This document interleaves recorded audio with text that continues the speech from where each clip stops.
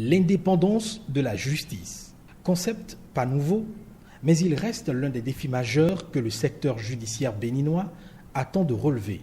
Quand on parle de l'indépendance de la justice, il y a une notion sous-jacente à celle-là, c'est celle de la séparation de pouvoir. Si vous prenez notre Constitution, vous verrez à l'article 125 et suivant que le pouvoir judiciaire est indépendant du pouvoir législatif et du pouvoir exécutif. Ce que nous on appelle dans le jargon la magistrature debout, le parquet n'est pas indépendant, puisqu'ils officient sous l'autorité du garde des Sceaux, qui est membre de l'exécutif. Donc il faut que les choses soient claires. La seconde catégorie de magistrats, c'est ce qu'on appelle les juges du siège. La magistrature assise, c'est les juges d'instance, les juges d'appel et les juges de la Cour suprême. Ceux-là, ils sont véritablement indépendants dans l'exercice de leurs fonctions.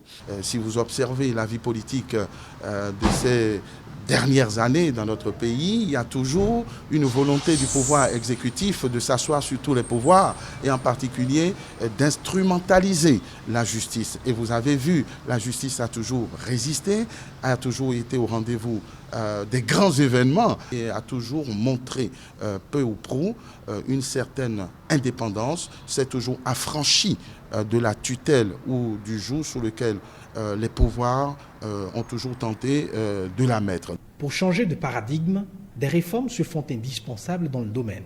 Dans le deuxième axe, des réformes institutionnelles annoncées et proposées par la commission Jobbenou, renforcer l'indépendance de la justice reste le principal chantier à explorer. En prime, figure le Conseil supérieur de la magistrature. Quand vous voyez un président de la République qui est chef de l'exécutif et qui doit encore présider ce Conseil supérieur de la magistrature, c'est comme s'il y a une immixtion de l'exécutif dans le judiciaire. Ça, là, au moins, on peut sortir, de mon point de vue, le président de la République du Conseil supérieur de la magistrature, surtout qui a son représentant, le ministre de la Justice, le garde des Sceaux, qui en est membre. Personnellement, je suis d'autant plus contre la présence du garde des Sceaux que l'indépendance voulue postule qu'un membre de l'exécutif soit en dehors de ce qui se passe. Je critique d'ailleurs déjà la hiérarchie pesante du garde des Sceaux sur le parquet. Vous savez, c'est cette catégorie de magistrats supposés défendre les intérêts de la société, mais qui se trouve sous la coupe quasiment du garde des Sceaux, qui a le pouvoir de leur donner des instructions et de les obliger à aller dans un sens, ce qui trouble déjà le fonctionnement d'une justice indépendante. Pour ce qui est des suggestions faites par la commission Jobbenou au sujet de l'élection du président de la Cour suprême, là encore, les avis ne font pas défaut. À la tête de la Cour suprême, il faut un juge, pas forcément un magistrat, je crois, mais quelqu'un d'indépendant ayant une personnalité affirmée, tranchée, puisque la Cour suprême fixe l'interprétation du droit. Donc, ça ne doit pas être un politique. Or, quand vous parlez d'élection, vous parlez forcément de politique. Et on trouvera à la tête de cette institution quelqu'un qui aura réussi à séduire la plupart de ses collègues et on n'aura pas le résultat voulu. Donc je pense que c'est un moins bon système que celui actuel.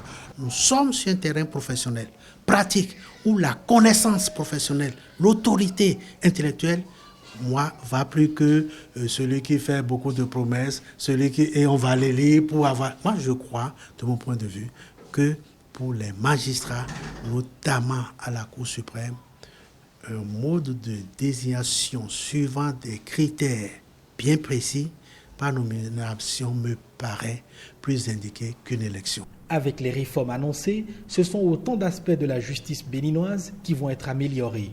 Seulement, des reproches sont déjà formulés contre le travail de la commission. Il faut un temps, il faut observer, il faut consulter la plupart des acteurs, ce qui n'a pas été fait.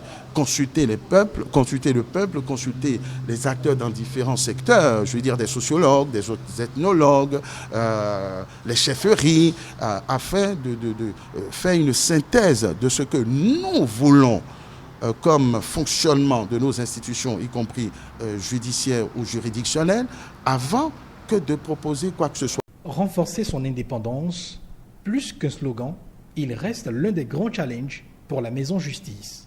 Et sur bien des paramètres, le débat public semble impérieux.